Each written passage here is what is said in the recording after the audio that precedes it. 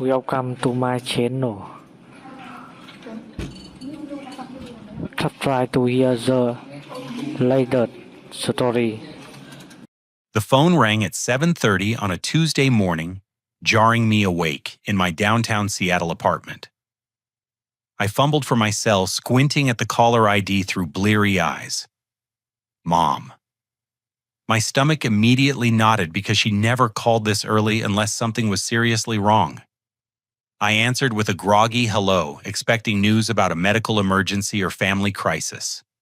Instead, her voice came through crystal clear and demanding, "Clinton, we need you to contribute $156,000 for Emma's wedding." The words hit me like a sledgehammer to the chest. These were the exact same parents who had refused to give me even 1 penny for college 5 years ago. I sat up in bed, my mind reeling, as the bitter irony crashed over me. My parents, David and Margaret, had looked me straight in the eye when I turned 18 and told me that real men earn their own way. They said they weren't running a charity and that struggling would build character.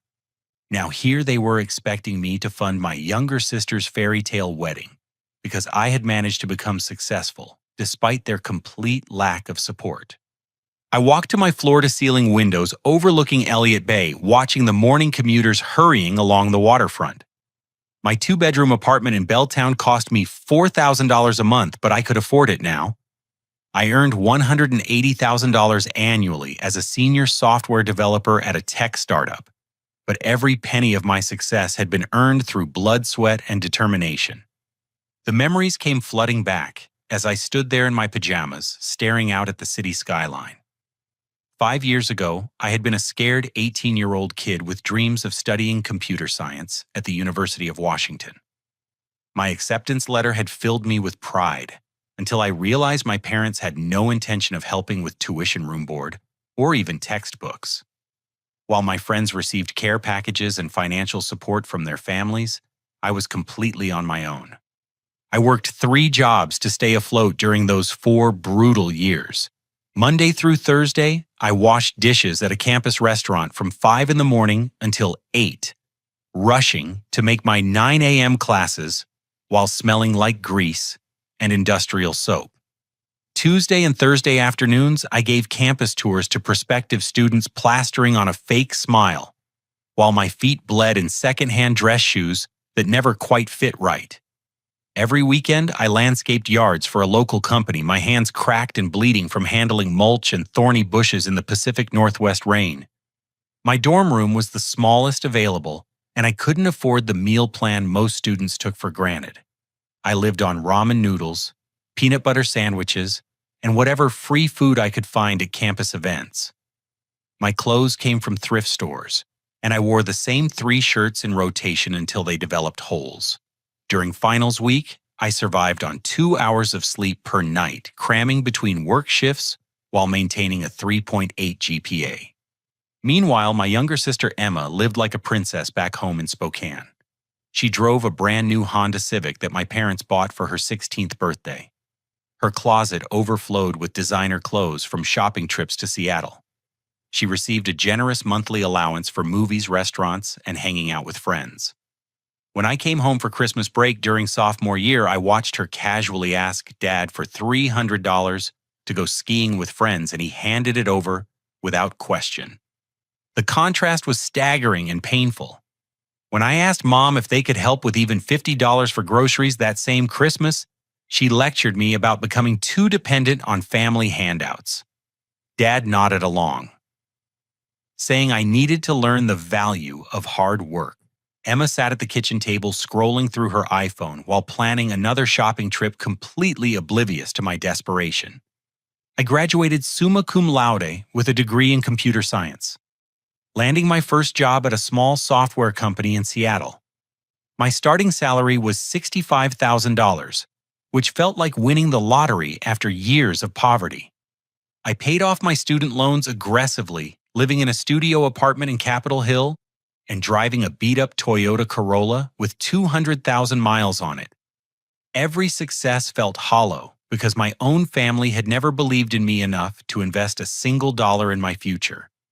2 promotions And 3 job changes later, I finally achieved the financial stability my parents had claimed I needed to earn on my own.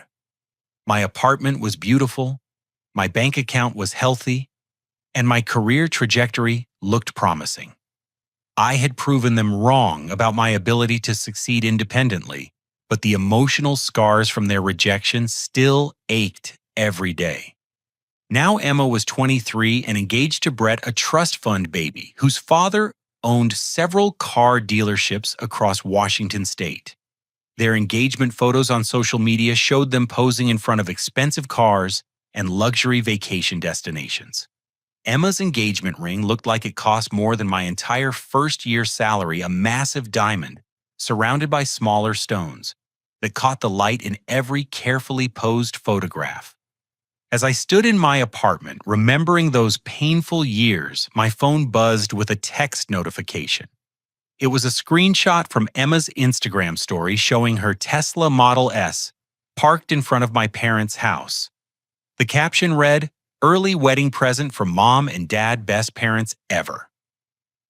The car was pristine white with custom wheels and tinted windows. I researched the model online and discovered it cost $85,000. My hands started shaking as the full scope of their hypocrisy became clear. My parents had refused to help with my education, claiming financial limitations and the importance of self-reliance. Yet they had somehow found $85,000 to buy Emma a luxury electric vehicle as a pre-wedding gift.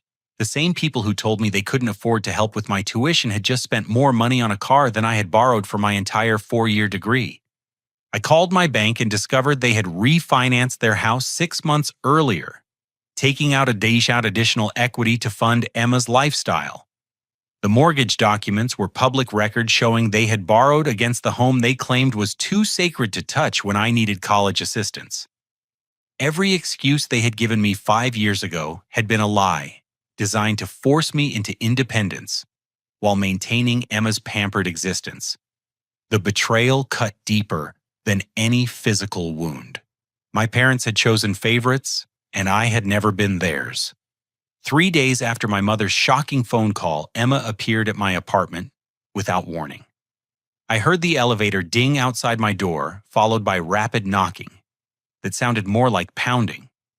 Through the peephole, I saw my sister's perfectly styled blonde hair and designer outfit. She carried a Louis Vuitton handbag that probably cost more than most people's monthly rent.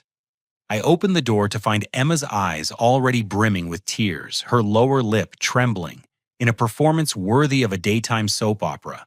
She pushed past me into my living room, her heels clicking on the hardwood floors, as she surveyed my contemporary furniture and tech setup.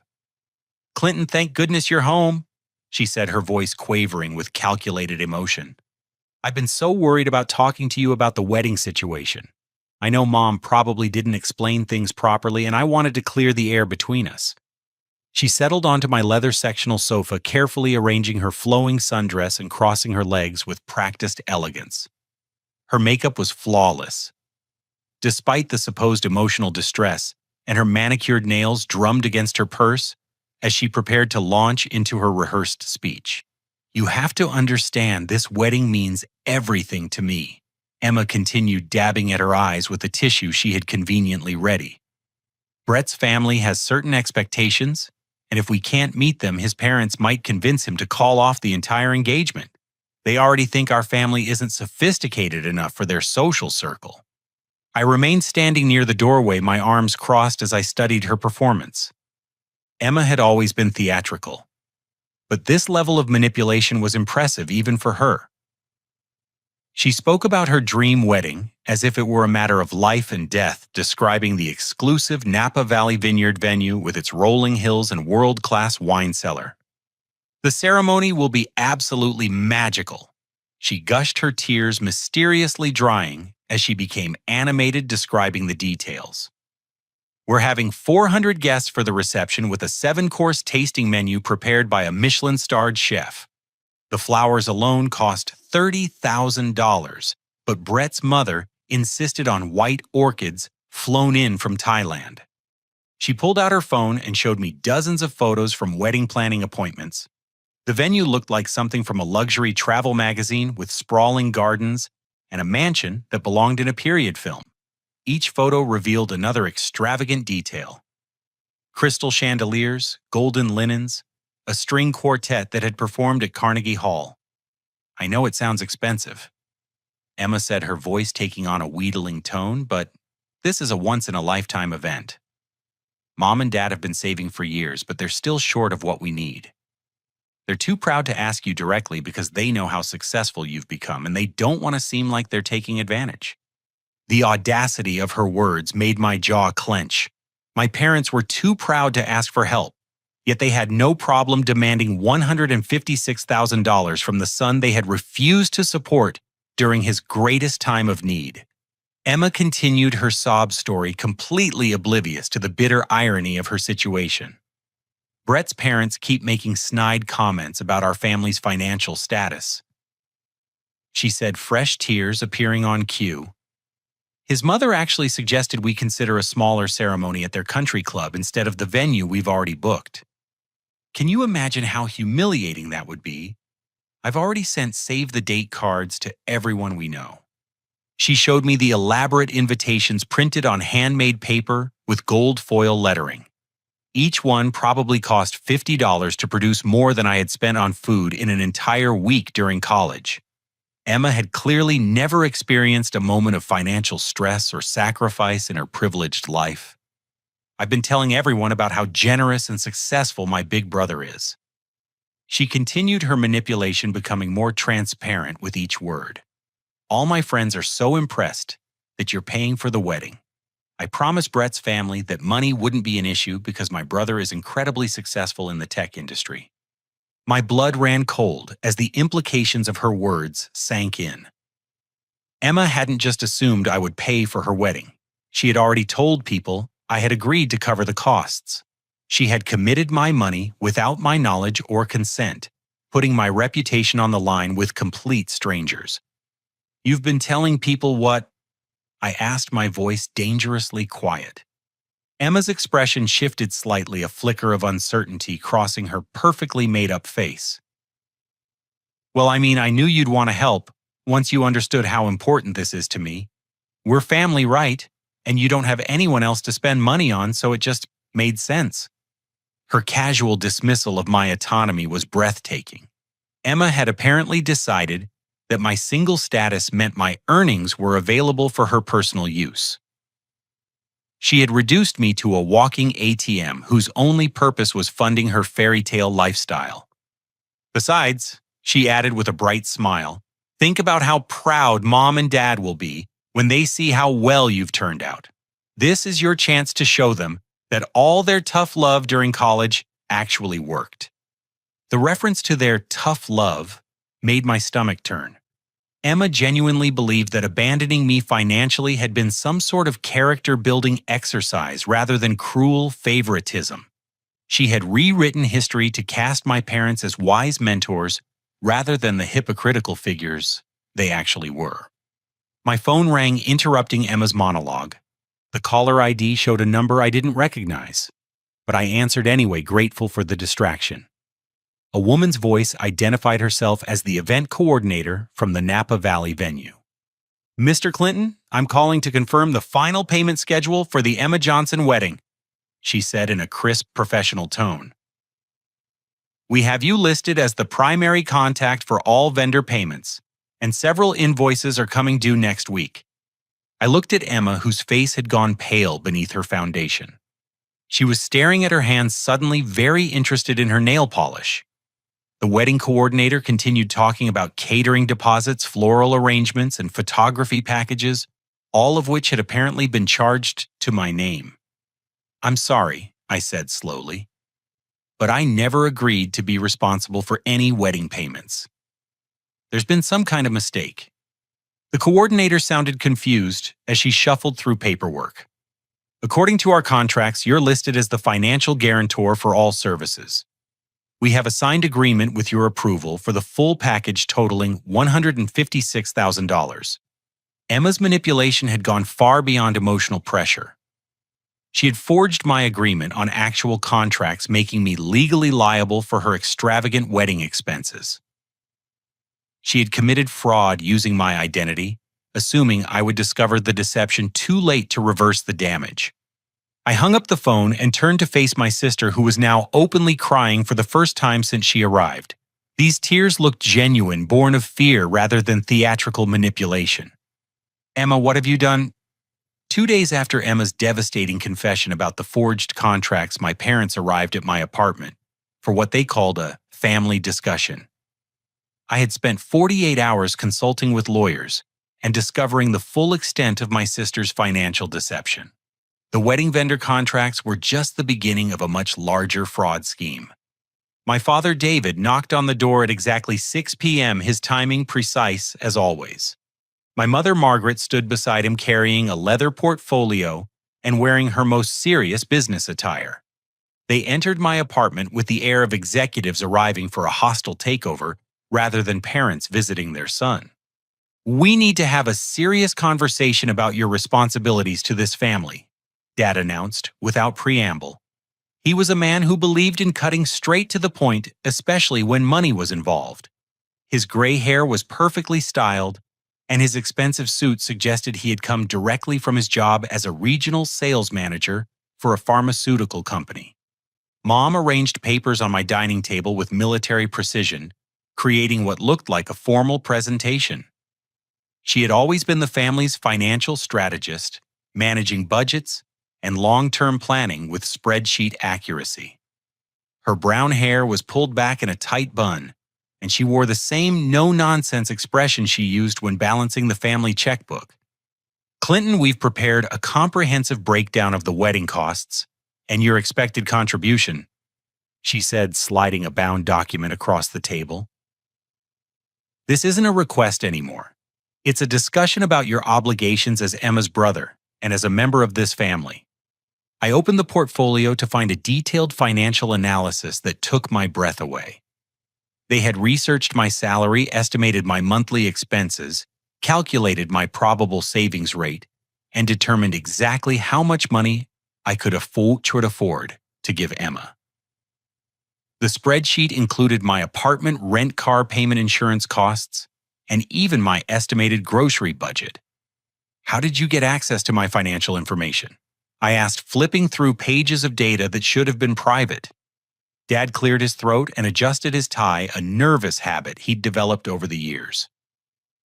"We have friends in various industries, Clinton. It wasn't difficult to verify your income level and get a general sense of your financial capacity.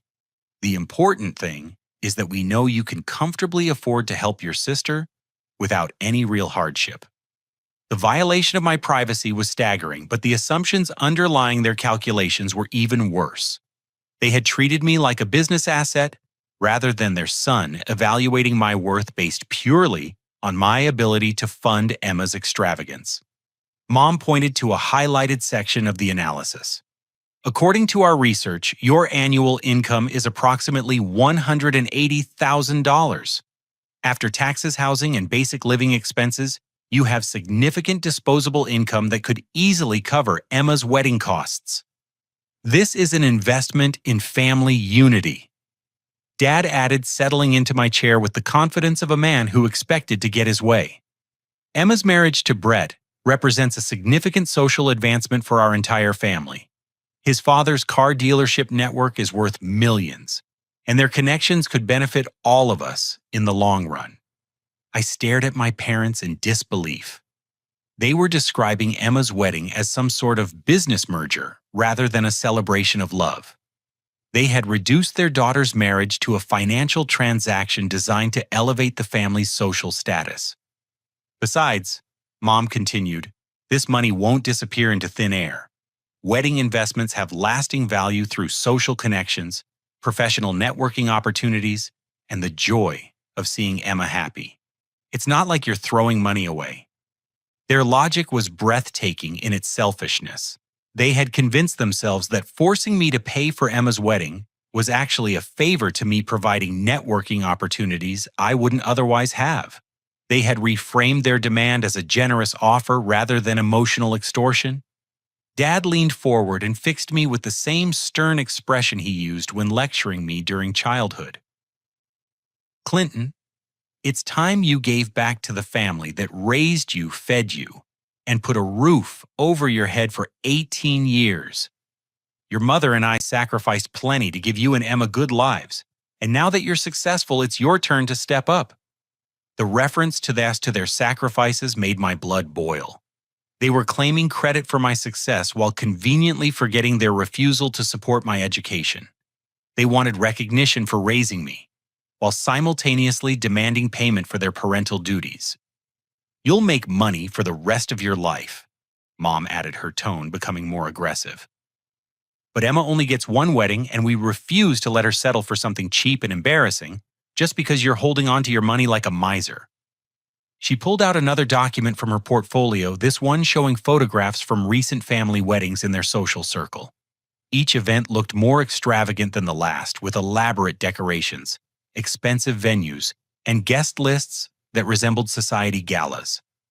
The Henderson family spent $200,000 on their daughter's wedding last year, she said, pointing to photos of a ceremony that looked like it belonged in a magazine.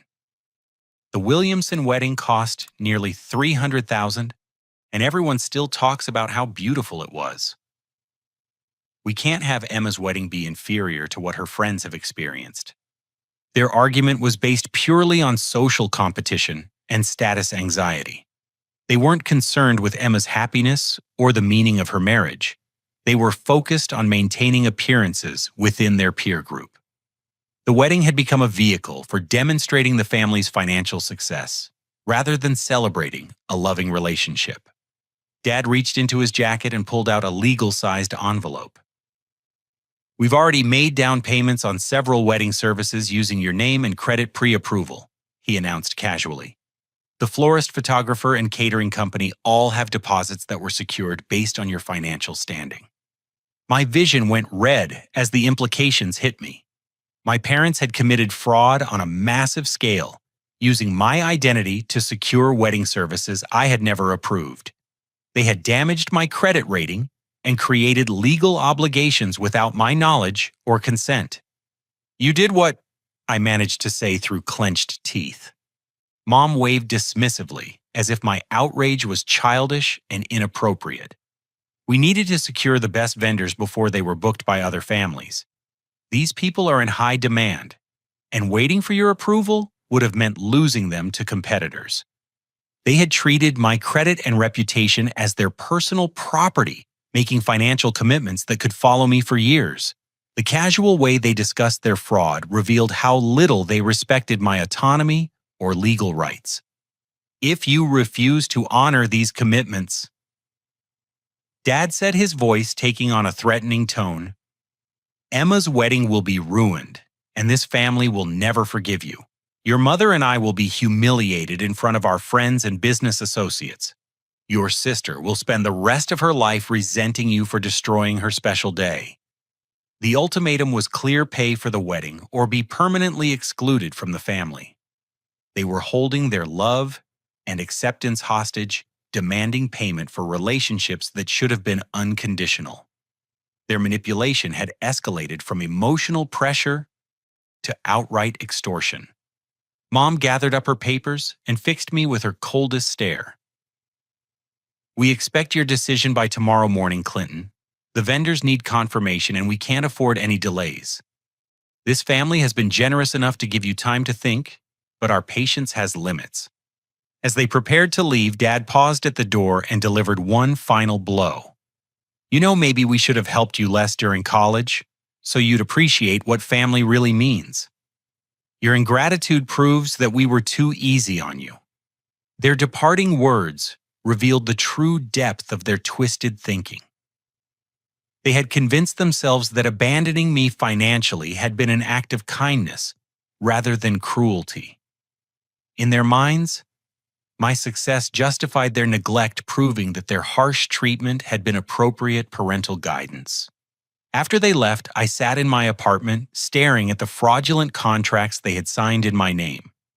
My credit report showed multiple inquiries from wedding vendors, and my score had dropped significantly due to their unauthorized activity.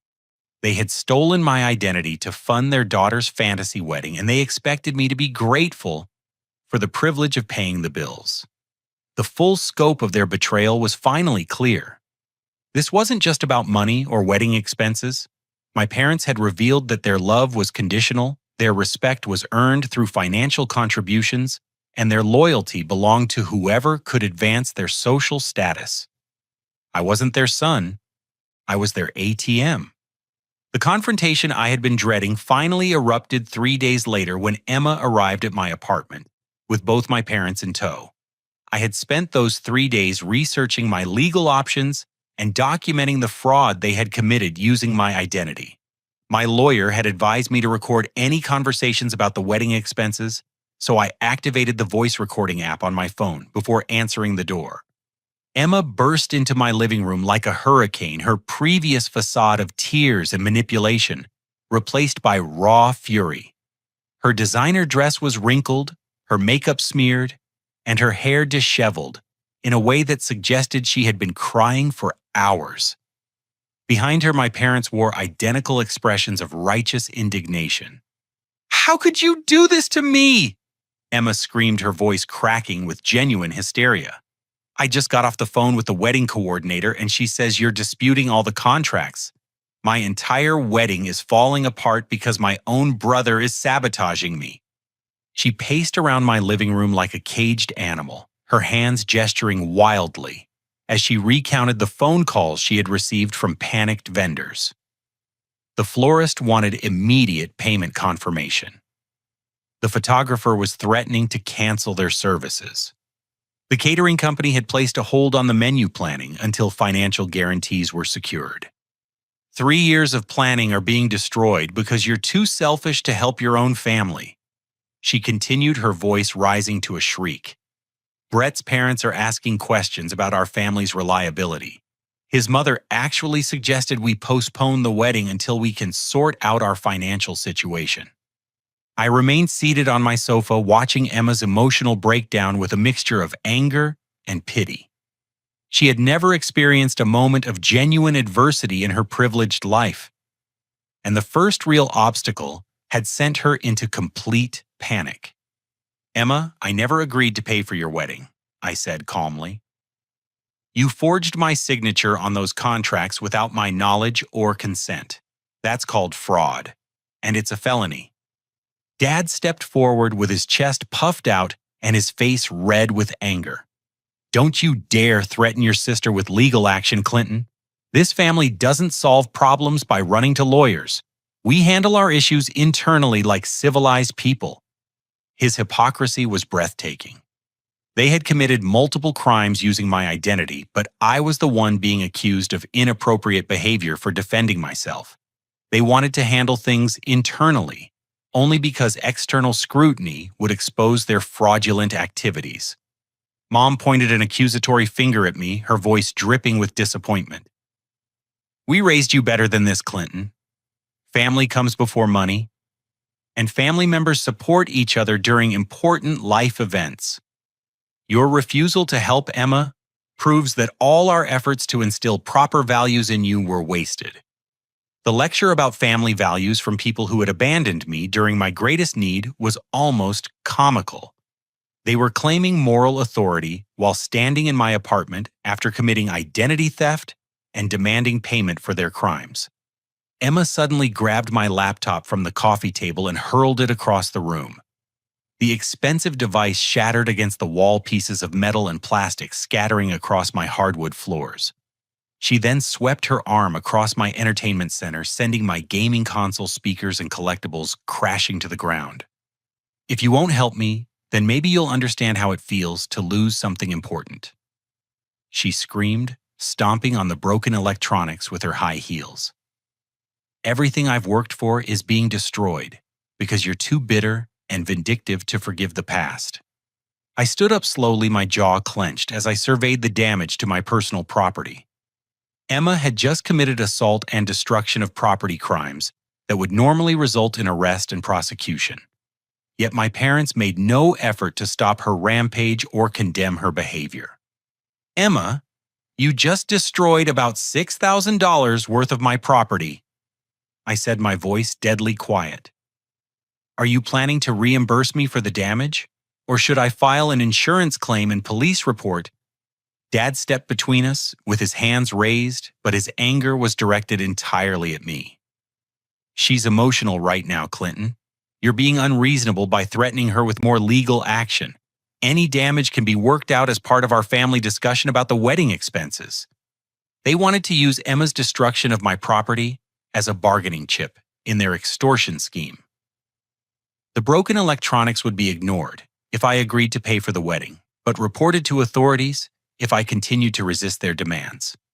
Mom walked to my window and stared out at the Seattle skyline, her voice taking on the tone she used when delivering ultimate pronouncements. Perhaps we made a mistake by helping you too much when you were younger, Clinton. Maybe we should have been tougher on you so you'd understand what gratitude really means. The revisionist history was staggering. My parents were now claiming they had been too generous during my childhood, rewriting their neglect as excessive kindness. They had convinced themselves that abandoning me financially had been an act of parental wisdom rather than cruel favoritism. You lived in our house, ate our food, and received our love for 18 years. Dad added, his voice becoming more threatening. Now that you're successful, you have an obligation to give back to the family that made your achievements possible. Your selfishness proves that we were too easy on you. I looked around my apartment at the broken electronics, the fraudulent contracts scattered on my table, and the 3 people who claimed to love me while systematically destroying my life. The emotional abuse was worse than the financial fraud because it revealed how little they actually cared about my well-being. The truth is, you've been jealous of Emma your entire life. Mom continued, her words carefully chosen to inflict maximum damage. You resented her popularity, her social success, and the fact that she didn't have to struggle like you did. This wedding is your chance to prove that you've outgrown that petty jealousy. But you're failing the test. Her psychological manipulation was masterful, reframing their favoritism as my personal inadequacy. According to their narrative, I had deserved less support because I was inherently inferior to Emma. My current success was an accident that didn't change the fundamental hierarchy they had established during our childhood. Emma stopped crying long enough to deliver her own character assassination. Brett's family is already suspicious about our background, Clinton. His mother thinks we're not sophisticated enough for their social circle, and your behavior is proving her right. You're embarrassing all of us with your cheap, petty attitude about money.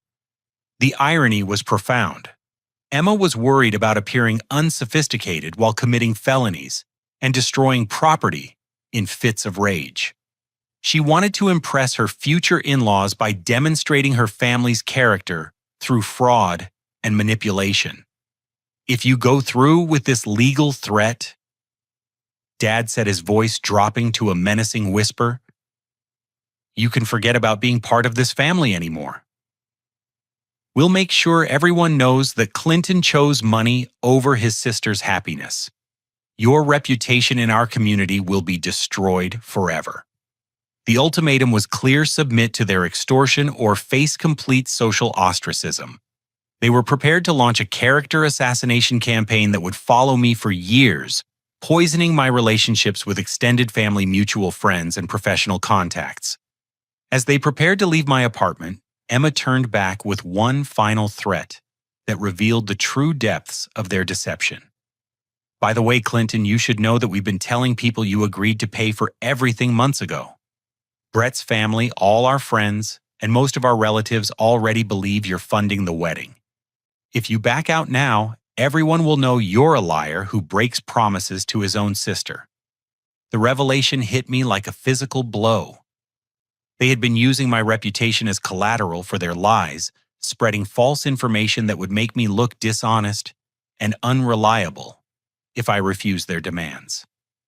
They had poisoned my standing in the community before I even knew about their fraud. But as I stood in my destroyed living room, surrounded by the wreckage of their emotional terrorism, something inside me finally snapped.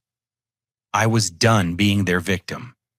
I was done accepting abuse in the name of family loyalty. I was done letting them steal my money, my identity, and my peace of mind. They had made a fundamental miscalculation in their war against me. They assumed I would choose family acceptance over personal dignity, that I would pay any price to maintain relationships with people who despised me. They were about to learn how wrong they were. The real battle was just beginning. The next morning, I did something my parents never expected. I hired a private investigator. After years of accepting their version of events and questioning my own memories, I decided to uncover the truth about my family's finances. The investigator, a former police detective named Marcus Thompson, specialized in financial fraud cases and promised results within 72 hours. I also contacted my bank's fraud department and disputed every unauthorized credit inquiry related to the wedding vendors. The process required filing a formal complaint with documentation, proving I had never consented to the financial arrangements. My credit score had dropped 43 points due to their unauthorized activities affecting my ability to refinance my mortgage or apply for additional credit lines. Marcus called me 2 days later with information that exceeded my worst suspicions.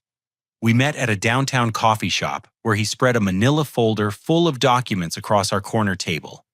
His findings painted a picture of financial deception that stretched back years. "Your parents have been living beyond their means for a long time," Marcus said, pulling out bank statements and credit reports.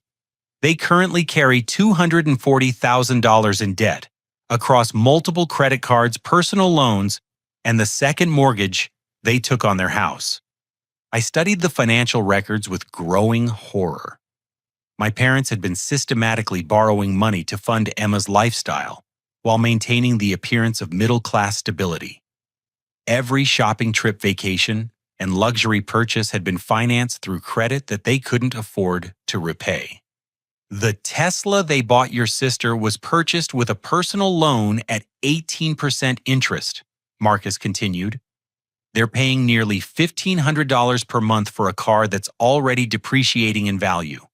Their total monthly debt payments exceed their combined income by about $2,000. The mathematical reality was staggering.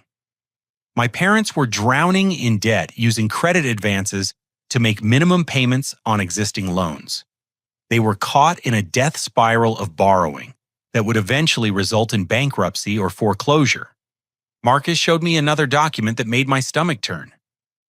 "They've been using your sister's engagement as justification for additional borrowing. 3 different lenders approved loans based on their claims that a successful family member would guarantee the wedding expenses.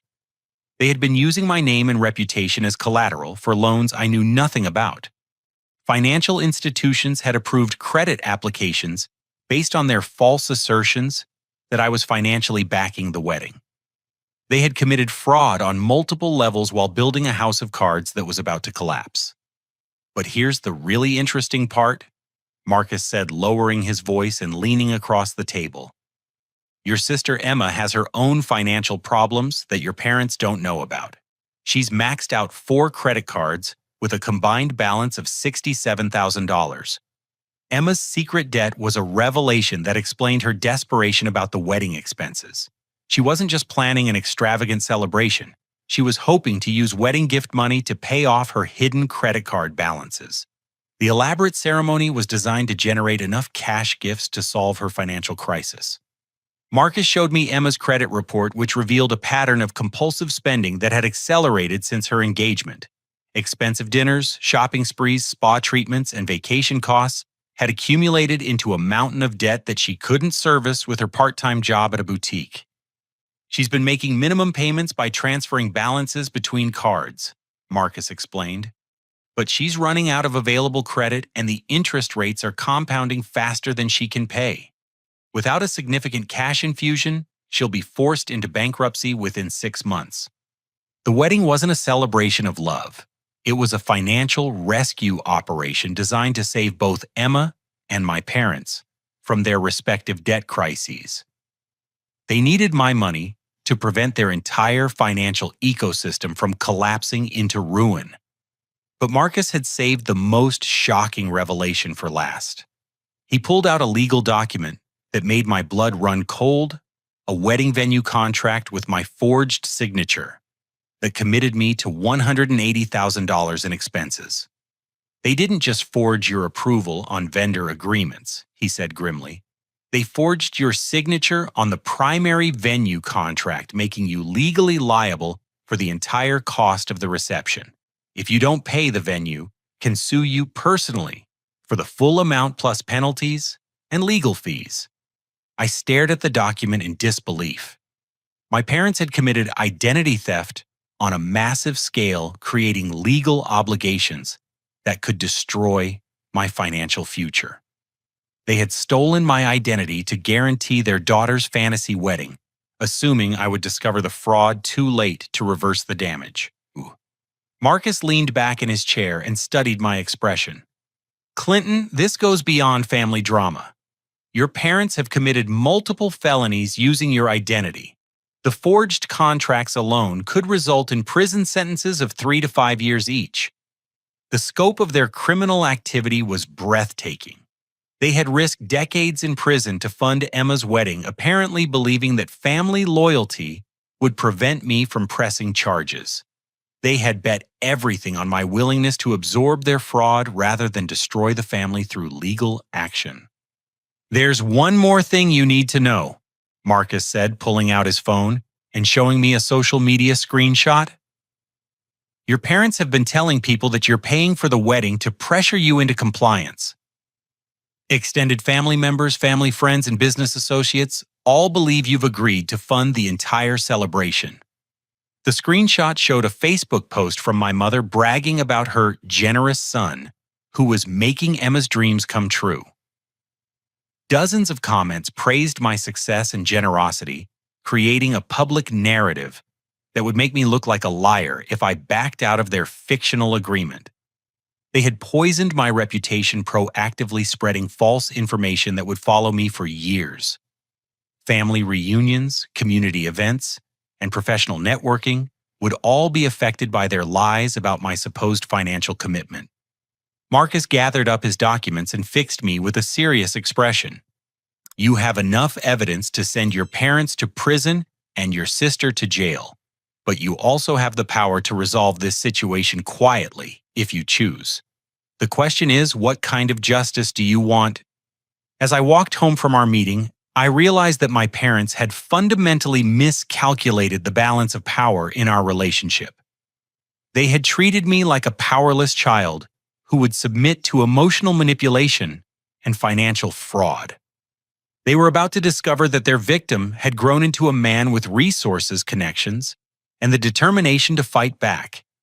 But I also held information that could destroy Emma's engagement and my parents' marriage. Brett's wealthy family would never tolerate association with convicted felons, and the social scandal would follow them forever. I had the power to either expose their crimes or offer them a path toward redemption. The choice was mine, and for the first time in years, I held all the cards. Armed with Marcus's devastating research, I spent the next week transforming from victim to strategic warrior. My first call was to Sarah Chen, a criminal defense attorney who specialized in white-collar fraud cases. She reviewed the evidence and confirmed that my parents had committed multiple felonies that carried significant prison sentences. Identity theft, contract fraud, and credit manipulation are serious crimes, Sarah explained during our consultation. The dollar amounts involved make these grand felonies rather than misdemeanors. Your parents could face 5 to 10 years in federal prison if prosecuted to the full extent of the law. But Sarah also explained that I had leverage beyond criminal prosecution. The evidence gave me power to negotiate from a position of strength rather than desperation. I could demand accountability and restitution while offering my family a chance to avoid complete destruction. My second strategic move was contacting Brett's family directly. I researched his father's car dealership empire and discovered that Robert Patterson was a prominent businessman who valued reputation and integrity above all else. His family had built their fortune over 3 generations, and they couldn't afford association with criminal activity. I called Robert's office and requested a private meeting to discuss important information about his son's upcoming marriage. His secretary scheduled an appointment for the following Tuesday at his flagship dealership in Bellevue. Robert Patterson was exactly what I expected: a distinguished man in his early 60s, with silver hair and expensive suits, who radiated old money confidence. His office was decorated with awards, family photos, and memorabilia from classic car shows. He greeted me with a firm handshake and curious expression. "Mr. Johnson, I understand you wanted to discuss Brett's engagement to your sister?" he said, settling behind his mahogany desk. "I hope there isn't a problem we should know about?" I placed Marcus's investigation folder on his desk and opened it to reveal the financial documents. Robert's expression shifted from polite interest to genuine concern as he studied the evidence of my family's debt crisis and fraudulent activities. "Your son is about to marry into a family with serious financial and legal problems," I explained calmly. "My parents are carrying $250,000 in debt, and they've been committing identity theft to finance my sister's lifestyle. Emma herself has hidden credit card debts that she plans to pay off using wedding gifts." Robert examined the forged contracts and credit reports with the careful attention of a businessman who understood financial statements. His face grew increasingly grim as he recognized the scope of the deception. "They've been lying to your family about their financial stability," I continued. "Every luxury purchase, every expensive gift, and every wedding expense has been financed through borrowed money they can't repay. The elaborate wedding celebration is designed to generate enough cash gifts to prevent bankruptcy." Robert leaned back in his chair and studied me with new respect. "Mr. Johnson, why are you sharing this information with me? Most families would try to hide problems like this, especially when they could affect such an important marriage." His question cut to the heart of my strategy. I could have remained silent and let Brett discover the truth after marriage, when divorce would be messy and expensive. Instead, I was offering his family the truth before they became legally entangled with my family's financial crimes. "Because your son deserves to know what he's getting into," I replied honestly, "and because I refuse to let my parents use marriage as a vehicle for financial fraud. If Brett chooses to proceed with full knowledge of the situation, that's his decision. But he shouldn't be deceived about my family's true circumstances." Robert spent the next hour asking detailed questions about the evidence and my family's financial history. He was particularly interested in the forged contracts and the pattern of deception that had characterized my parents' behavior for years. "What do you want from this conversation?" he asked finally. "Are you hoping we'll call off the engagement, or do you have another solution in mind?" I'd anticipated his question and prepared my answer carefully. "I want honesty and accountability. My parents need to admit their deception, seek professional help for their financial problems, and stop using family relationships to commit fraud. Emma needs to acknowledge her hidden debts and demonstrate genuine remorse for her behavior." Robert nodded slowly, clearly impressed by my measured approach to a volatile situation. "And if they refuse to meet those conditions, then I'll pursue criminal prosecution and let the legal system handle their crimes," I said matter-of-factly. "I won't allow family loyalty to enable continued fraud and manipulation." We spent another 30 minutes discussing potential solutions and timelines. Robert agreed to have a private conversation with Brett about the financial revelations, giving him time to process the information before making any decisions about the engagement. "I appreciate your honesty and integrity, Mr. Johnson," Robert said as we concluded our meeting. "Regardless of what Brett decides, you've handled this situation with remarkable maturity and fairness." His words meant more than he could know.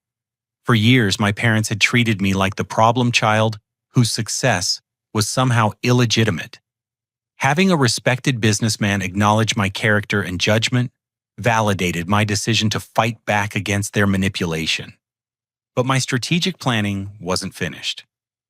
I spent the next 3 days preparing for the most important confrontation of my life, a family meeting where I would reveal everything I had discovered and offer my parents a final chance at redemption. I booked a private dining room at an upscale restaurant downtown Neutral Territory where emotional outbursts would be constrained by social expectations. I prepared copies of all the evidence, organized my talking points, and practiced delivering devastating information with calm professionalism. The invitation I sent to my parents was deliberately vague. Important family discussion about Emma's wedding and our future relationships. Tuesday at 7 p.m. downtown location to be provided. I also activated a digital recording device that would capture the entire conversation for legal purposes. If my parents chose continued deception over accountability, their own words would provide additional evidence for criminal prosecution. As I prepared for the confrontation, I reflected on how much my perspective had changed over the previous weeks. I was no longer the desperate college student begging for help or the successful adult seeking family approval. I had become a man with principles, resources, and the courage to demand better treatment from people who claimed to love me. My parents had created this war through years of manipulation and fraud. Now they would face the consequences of their choices, and the outcome would depend entirely on their willingness to change. I was offering them redemption, but I was also prepared to pursue justice if they chose continued deception over accountability. The final battle for my family's soul was about to begin. The private dining room at Canlis overlooked Elliott Bay, its floor-to-ceiling windows offering a stunning view of the Seattle waterfront. I arrived early and arranged the evidence folders at each place, setting like a prosecutor preparing for trial. My digital recorder was activated and hidden in my jacket pocket, ready to capture every word of the conversation that would determine my family's future. My parents entered the restaurant looking nervous and overdressed clearly, trying to project success despite their hidden financial crisis. Emma followed behind them wearing a designer dress that probably cost more than most people's monthly salary, her engagement ring catching the light from the crystal chandeliers. "Clinton, what's this all about?" Dad asked as they settled around the table. "Your invitation was rather cryptic, and frankly, we're concerned about your recent behavior regarding Emma's wedding." I waited until they had ordered drinks before opening the first evidence folder. "This meeting is about truth, accountability, and the future of our family relationships," I said calmly. "For too long, our interactions have been based on deception, manipulation, and financial fraud. Tonight that ends." I placed Marcus's investigation report in the center of the table, open to the page, showing their combined debt totals. "You're carrying $240,000 in debt that you've hidden from everyone, including Emma's fiancé and his family. Every luxury purchase, every expensive gift, and every wedding expense has been financed through borrowed money you can't repay." The color drained from Dad's face as he recognized his own financial statements. Mom's hands started trembling as she stared at documentation of their credit card balances, personal loans, and the second mortgage they had taken on their house. "How did you get access to our private financial information?" Mom whispered, her voice barely audible above the restaurant's ambient noise. "The same way you researched my income and expenses," I replied evenly. "The difference is that I hired a professional investigator rather than committing fraud to gather information illegally." Emma grabbed the folder and flipped through pages of evidence, her expression shifting from confusion to horror as she realized the scope of her parents' deception. "Mom, Dad, is this real? Are we really this deep in debt?" Her question hung in the air as our parents struggled to formulate an explanation that wouldn't sound like an admission of guilt. The silence stretched uncomfortably until Dad finally cleared his throat and attempted to regain control of the conversation. "Our financial situation is complicated, but it's temporary," he said defensively. "Once Emma's wedding is completed and she's married into Brett's family, we'll have new opportunities to improve our circumstances. This is an investment in our family's future." I opened the second evidence folder revealing Emma's hidden credit card debt and the pattern of compulsive spending that had accelerated since her engagement. Emma has her own financial problems that you don't know about. She's maxed out 4 credit cards with a combined balance of $67,000. Emma's fork clattered against her plate as she stared at me in shock. How could you possibly know about my personal finances? Those accounts are private. Nothing is private when you're committing fraud. I replied, opening the third folder to reveal the forged contracts. You signed my name to legal documents without my knowledge or consent, making me liable for $180,000 in wedding expenses. That's identity theft, and it's a federal crime. The restaurant's elegant atmosphere provided a surreal backdrop for our family's legal and financial reckoning. Other diners chatted quietly at nearby tables while we discussed felony charges and potential prison sentences over appetizers and wine.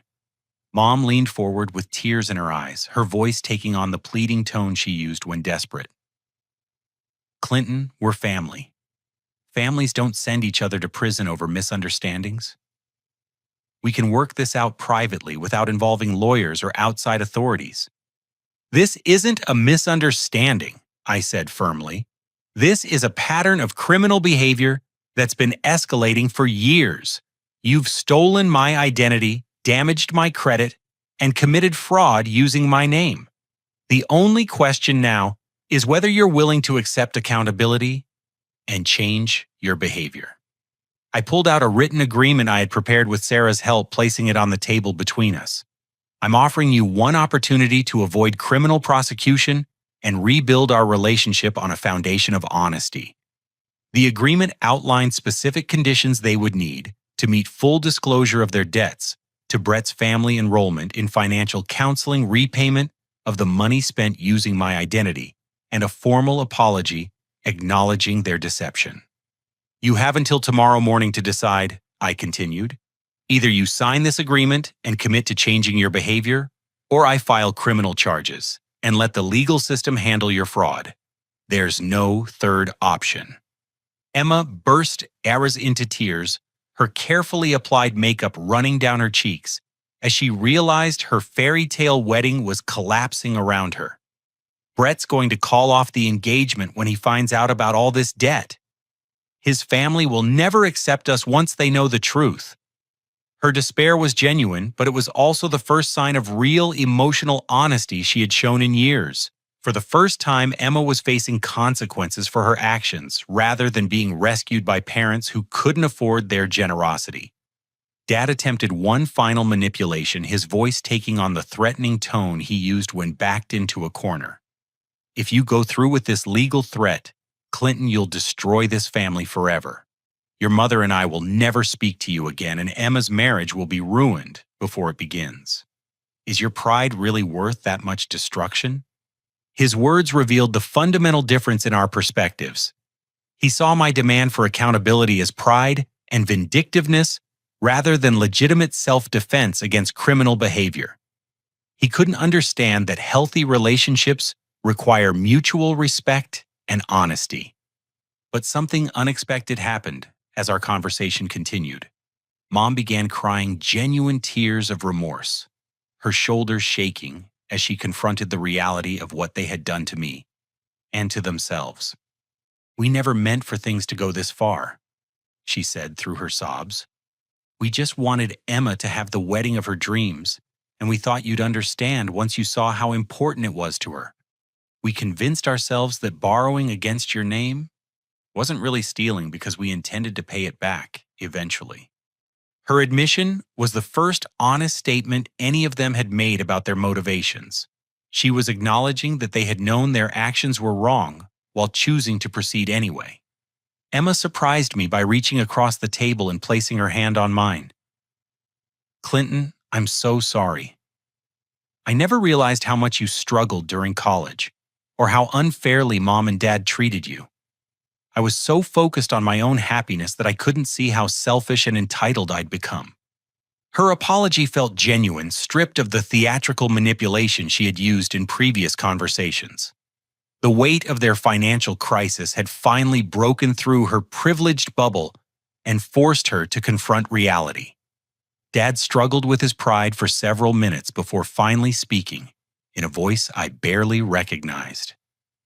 "Son, we made terrible mistakes, and we let our love for Emma blind us to the damage we were causing you. We were wrong to forge your signature, and we were wrong to refuse help during your college years while spoiling your sister." As our conversation continued, a remarkable transformation began occurring.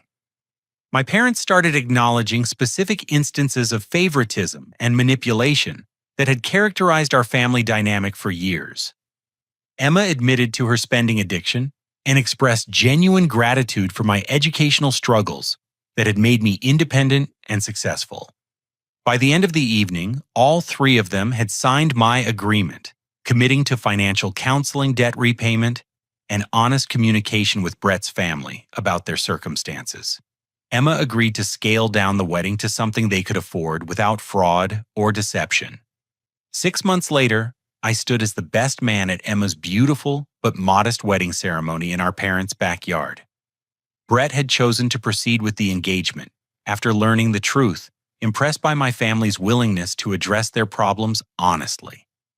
His parents had developed genuine respect for our commitment to accountability and growth. My parents were making steady progress in their debt counseling program, having sold the Tesla and downsized their lifestyle significantly. Emma had found a full-time job and was working to pay off her credit cards while building a healthier relationship with money. The most surprising outcome was the improvement in our family relationships. By demanding honesty and accountability, I had created space for genuine love and respect to develop. My parents finally acknowledged my achievements and apologized for their years of favoritism. Emma became the sister I had always hoped for, supportive and appreciative, rather than entitled and demanding.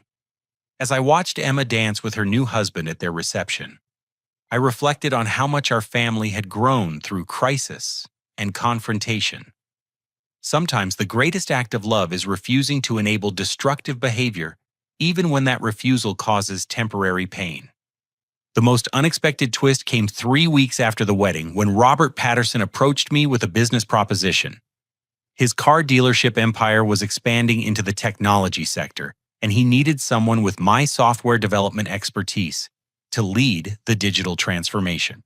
The position offered equity partnership and a salary increase of 60%.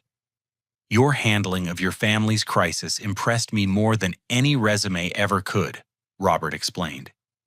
"You demonstrated integrity, strategic thinking, and the courage to do what was right, even when it was difficult. Those are exactly the qualities we need for our expansion." 6 months earlier, my family had tried to steal my money and destroy my credit to fund their deception. Now their crisis had led to the greatest career opportunity of my life, worth far more than the wedding costs they had demanded. As I sat in my new corner office overlooking downtown Seattle, I understood that forgiveness doesn't mean accepting abuse, and sometimes standing up for yourself teaches others how to treat you properly. My family had learned to respect me only after I refused to be their victim, and that respect had created the foundation for genuine love. The greatest lesson from this entire experience was that healthy relationships require mutual accountability and honest communication. When we demand better treatment from people who claim to love us, we often discover that they're capable of growth and change we never imagined possible. What's the most important boundary you've had to set with family members to protect your own well-being? Have you ever had to choose between keeping peace and standing up for yourself? I'd love to hear about your experiences in the comments below. If this story resonated with you, please hit the like button to show your support. Don't forget to subscribe for more stories about family dynamics, personal growth, and finding the courage to demand better treatment from people who matter to you. Share this video with anyone who might be struggling with similar family challenges.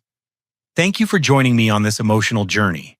And remember that you deserve relationships built on respect, honesty, and genuine love. Never settle for less than you're worth, even when the people asking you to settle are family.